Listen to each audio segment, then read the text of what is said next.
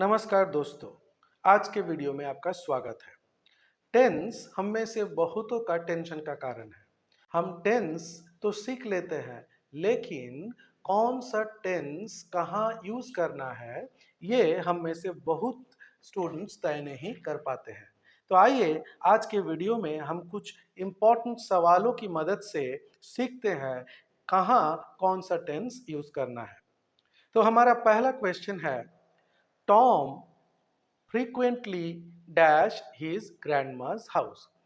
यहाँ ऑप्शंस है is visiting, has visited, visits और visited। यहाँ क्वेश्चन में ये frequently एडवर्ब को आपको देखना है। frequently एक एडवर्ब ऑफ फ्रीक्वेंसी है जिसका मतलब है लगभग हर समय, मतलब रेगुलरली। तो कोई काम अगर निरंतर होते रहता है, कुछ समय अंतर अंतर बार बार होते रहता है, तो उस काम को रिप्रेजेंट करने के लिए हम हमेशा प्रेजेंट इंडिफिनाइट या सिंपल प्रेजेंट टेंस का प्रयोग करते हैं। और यहाँ हमारा आंसर सिंपल प्रेजेंट है विजिट्स, सो हमारा आंसर होगा विजिट्स। और दूसरा क्वेश्चन है, they dash a new car recently. Options है bought, have bought, are buying, will bye.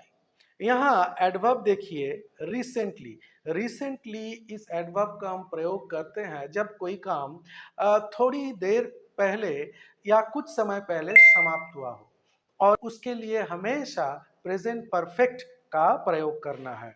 इसीलिए हमारा आंसर होगा have bought. They have bought a new car recently. Okay, हमारा तीसरा क्वेश्चन है, the Times dash daily. Option है appears, is appearing, will appear और has appeared. देखिए daily, कोई काम अगर डेली होता हो, रोज होता हो, तो उसको रिप्रेजेंट हम हमेशा प्रेजेंट इंडिफिनाइट के मदद से करते हैं। इसीलिए हमारा आंसर होगा appears. The times appears daily. Question number 4, Ryan dash 20 next birthday. Ryan अपने अगले जन्मदिन पर 20 साल का हो जाएगा। हमारे ऑप्शन है इज, हमारे ऑप्शन है is turning, has turn, will be turning और टर्न्स। देखिए नेक्स्ट बर्थडे ये एक फ्यूचर का समय है, तो हमारा आंसर एक्चुअली होना चाहिए था will turn. Ryan will turn 20 next birthday, लेकिन यहाँ विल टर्न का ऑप्शन नहीं है। तो हमें याद रखना है, कभी कभी प्रेजेंट इंडिफिनाइट या सिंपल प्रेजेंट टेंस को हम फ्यूचर एक्शन रिप्रेजेंट करने के लिए यूज कर सकते हैं। कब? जब वो एक्शन किसी फिक्स समय पर होना तय हो। तो यहाँ अगले बर्थडे में रायन 20 का हो जाएगा, ये फिक्स्ड है, ये शेड्यूल्ड है। इसीलिए इसको हम प्रेजेंट इंडिफिनाइट से एक्सप्रेस कर सकते हैं, और यहाँ हमारा प्रेजेंट इंडिफिनाइट है turns. Ryan turns 20 next birthday. उसी हमारा पांचवा क्वेश्चन है, the baby dash all evening. Options है is crying, cried, will cry और हैज बीन क्राइंग। अब देखिए ऑल इवनिंग, ये ऑल इवनिंग यानी पूरा शाम बताता है कि ये जो रोने का काम है ये बहुत समय से चल रहा है। तो ऐसा कुछ काम जो बहुत समय से चल रहा है, यानी पास्ट में शुरू हो गया लेकिन प्रेजेंट में अभी भी चल रहा है, इस तरह की एक्शन को हम प्रेजेंट परफेक्ट कंटिन्यूअस से रिप्रेजेंट करते हैं। इसीलिए हमारा आंसर होगा has been crying. The baby has been crying all evening. हमारा छठा question, father dash out a few moments ago. अब देखिए ऑप्शन है go, will go, has gone और went. A few moments ago, a few moments ago एक मतलब कुछ समय पहले इंडिकेट करता है एक पास्ट समय, यानी मेरे पिता घर से निकल गए हैं, निकल जाने का काम कंप्लीट हो चुका है।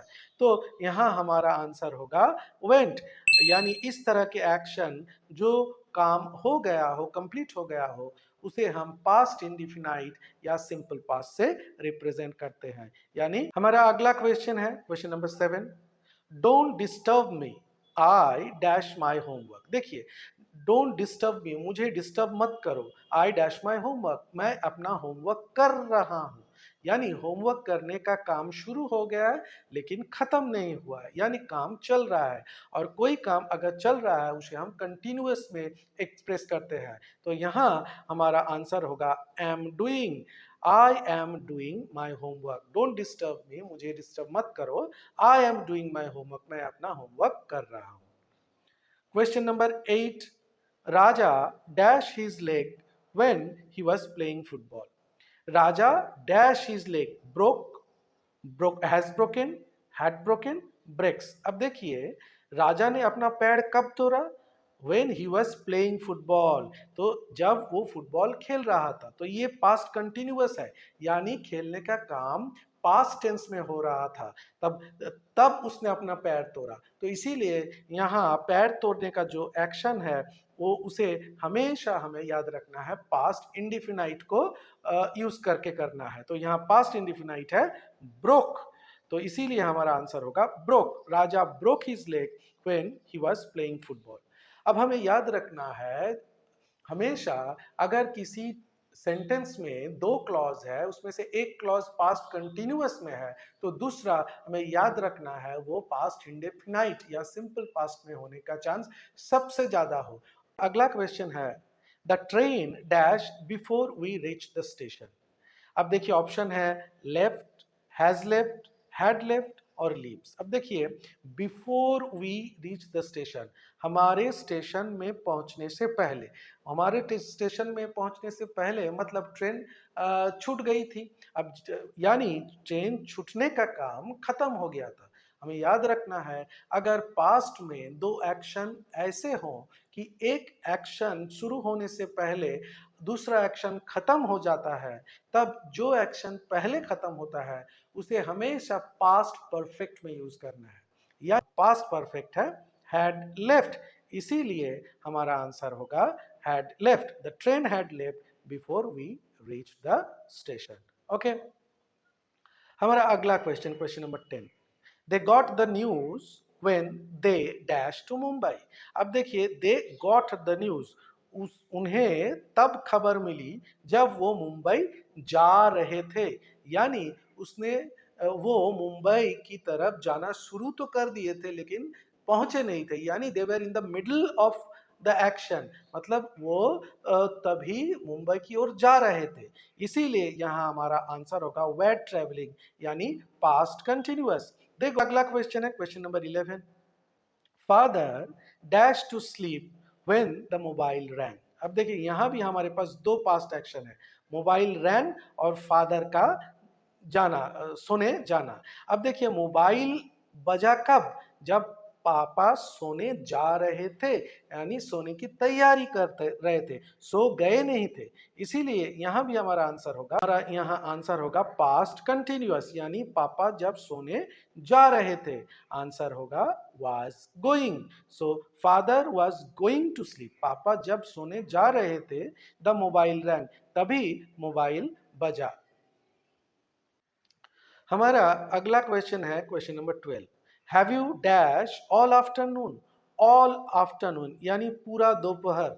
यहाँ पूरा दोपहर तुम क्या कर रहे थे? तुम क्या पूरा दोपहर सो रहे थे? यानी यहाँ भी जो एक्शन है सोने का वो पूरा दोपहर चल रहा था, तो इसीलिए ये भी हमारा होगा प्रेजेंट परफेक्ट कंटिन्यूअस में।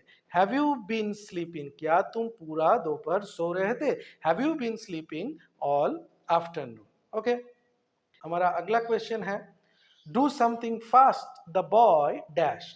जल्दी कुछ करो लड़का डैश। ऑप्शन है has been drowning, has drowned, is drowning, will drown, यानी डूबना। तो जल्दी कुछ करो, लड़का डूब रहा है, यानी डूबने का काम अभी जारी है। तो कोई काम अगर चल रहा हो किसी पर्टिकुलर समय में, तो उसे हम हमेशा प्रेजेंट कॉन्टिन्यूअस में लिखते हैं। इसीलिए यहाँ इज ड्राउनिंग जो कि प्रेजेंट कंटिन्यूअस में है वो हमारा आंसर है। दूसरा question number 14, Raja dash his pen so he cannot write any more. Raja ने अपना पेन तोड़ दिया है, इसीलिए वो लिख नहीं सकता अभी। अब देखिए, तोड़ने का काम हो चुका है और उसका इफेक्ट क्या है वो अभी नहीं लिख पा रहा है। तो ऐसा कुछ एक्शन जिस जो समाप्त हो गया पास्ट में, लेकिन उसका जो इन्फ्लुएंस है, इम्पैक्ट है, रिजल्ट है, वो प्रेजेंट में भी दिख रहा है, प्रेजेंट में भी फील हो रहा है, तो उस एक्शन को हम हमेशा प्रेजेंट परफेक्ट में रिप्रेजेंट करते हैं, प्रेजेंट परफेक्ट में लिखते हैं। इसीलिए हमारा आंसर यहाँ होगा हैज ब्रोकन, जो कि प्रेजेंट परफेक्ट में है। Raja has broken his pen, Raja ने अपना पेन तोड़ दिया है। So he cannot write any more, इसीलिए वो अब नहीं लिख पा रहा है। हमारा अगला क्वेश्चन है question number 15। When the teacher entered, the students dash up. जब टीचर क्लास में प्रवेश किए, द स्टूडेंट्स डैश अप, सभी लड़के, सभी छात्र खड़े हो गए। देखिए यहाँ भी हमारा दो एक्शन है, एक है एंटर, टीचर का क्लास में घुसना, और सभी लड़के का खड़े हो जाना। अब देखिए, अगर दो पास्ट एक्शन है तो उसमें से हमें दिखता है कि एक पास्ट इंडिफिनाइट में तो होता है और एक होता है पास्ट परफेक्ट या पास्ट कंटिन्यूअस में। लेकिन हमें याद रखना है, अगर दोनों काम लगभग एक ही समय में होता है, दोनों काम में अगर टाइम गैप नहीं है, तो दोनों ही काम पास्ट इंडिफिनाइट या सिंपल पास्ट फॉर्म में होगा। और सिंपल पास्ट फॉर्म यहाँ एक ही वर्ब का है, वो है स्टूड। इसीलिए हमारा आंसर होगा stood. When the teacher entered, the students stood up. जब अगला क्वेश्चन है question number 16। The teacher is scolding Rani because she dash her work. Teacher Rani को डांट रही है, यानी डांटने का काम अभी हो रहा है, बिकॉज, क्योंकि उसने डैश हर वर्क, उसने अपना काम नहीं किया है। अब देखिए, यानी काम जो नहीं करना है वो अभी खत्म हो चुका है, और उसी का रिजल्ट क्या है, रानी डांट खा रही है। तो अगर ऐसा कोई काम जो पास्ट में खत्म हो चुका है, लेकिन जिसका रिजल्ट वर्तमान में फील हो रहा है, उसे हम प्रेजेंट परफेक्ट में लिखते हैं। तो यहाँ हमारा आंसर होगा हैज नॉट डन, यानी रानी ने अपना काम खत्म नहीं किया है, इसीलिए उसको डांट पड़ रही है। दोस्तों, अगर वीडियो से आप नया कुछ सीख रहे हैं, वीडियो आपको पसंद आ रहा हो, तो जरूर वीडियो को लाइक कीजिए, शेयर कीजिए और कमेंट करके बताइए अगर आपको कोई डाउट है। तो बढ़ते हैं अगले क्वेश्चन की ओर। We dash vitamin for healthy growth.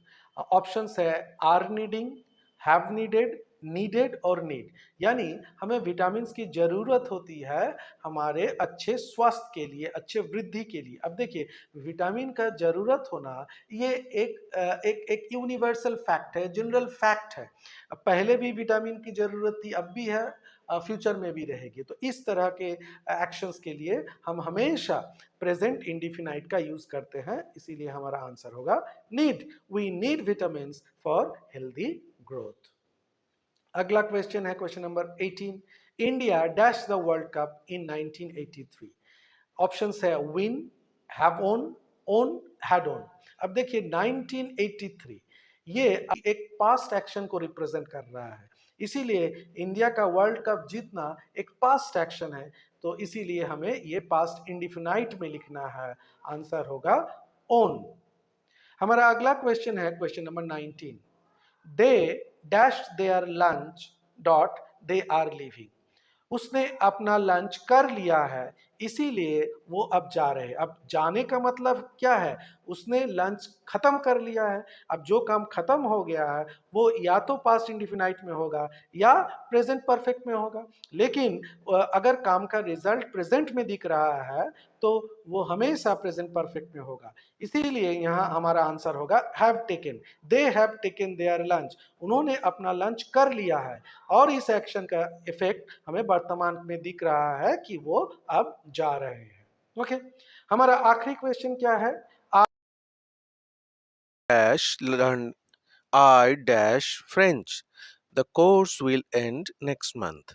यानी मैं फ्रेंच सीख रहा हूँ और ये कोर्स अगले महीने खत्म होगा। अब यानी ये बता रहा है कि सीखने का काम अभी चल रहा है और कोई काम अगर वर्तमान में कंटिन्यू कर रहा है, उस काम को रिप्रेजेंट करने के लिए हम हमेशा प्रेजेंट कंटीन्यूअस टेंस का यूज़ करते हैं। इसीलिए यहाँ हमारा आंसर होगा am learning. I am learning French, the course will and next month. मैं आशा करता हूँ कि इस वीडियो से आपने ज़रूर टेंस के क्वेश्चन सॉल्व करने की कुछ टेक्निक्स ज़रूर सीखी होगी। वीडियो अगर आपको पसंद आए तो वीडियो को ज़रूर लाइक और शेयर कीजिए और कमेंट में अपना स्कोर ज़रूर बताएं। और इस तरह की इंग्लिश ग्रामर के ऊपर प्रैक्टिस सेट के वीडियो के लिए आप ज़रूर ये चैनल सब्सक्राइब कीजिए और नोटिफिकेशन बेल दबा दीजिए।